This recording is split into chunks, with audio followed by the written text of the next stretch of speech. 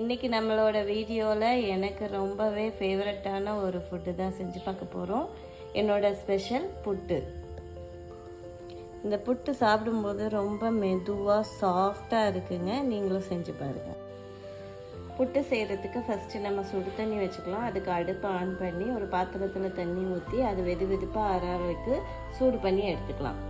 சுடு தண்ணி ரெடி ஆயிடுச்சு. அதை ஓரமாக இறக்கி வச்சுட்டு இன்னொரு கடாயை வச்சு அதில் மாவை கொட்டி லைட்டாக வறுத்தெடுத்துக்கலாம். மாவு நல்லா வறுபட்டுச்சு. அதை எடுத்து வேறொரு பாத்திரத்தில் சேர்த்து அது கூட ஒரு 1/4 டீஸ்பூன் உப்பு சேர்த்து நல்லா கலந்து விட்டுக்கலாம். மாவில் வெது வெதுப்பான தண்ணி சேர்த்து நல்லா தெளித்து லங்ஸ் இல்லாமல் பிசைஞ்சு எடுத்துக்கலாம். நல்லா உதுராக பிசைஞ்சு எடுத்ததுக்கப்புறமா அப்படியே நல்லா அமுத்தி விட்டு அது மேலே இட்லி துணியை ஈரம் பண்ணி நல்லா ஓரமே இல்லாமல் மூடி வச்சிடலாம். அந்த ஊறிட்டுருக்க கேப்பில் நம்ம தேங்காவை திருவி எடுத்துகிட்டு வந்துடலாம்.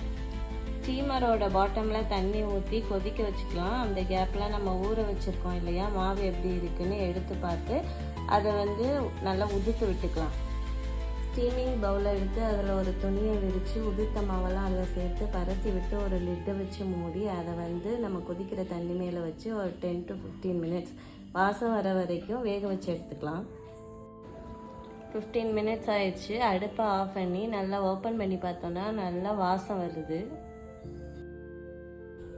வேக வச்ச மாவை இன்னொரு பாத்திரத்தில் மாற்றி அது மேலே அரைமுடி தேங்காவை துருவி போட்டு அதில் கொஞ்சம் ஏலக்காய் தூளை தூவி விட்டுட்டு அது கூடவே நெய்யை தாராளமாக ஊற்றி சுகர் போட்டு நல்லா கிளறி விட்டு எடுத்தால் கமன்னு சுட சுட சாஃப்டான புட்டு ரெடி ஆயிடுங்க.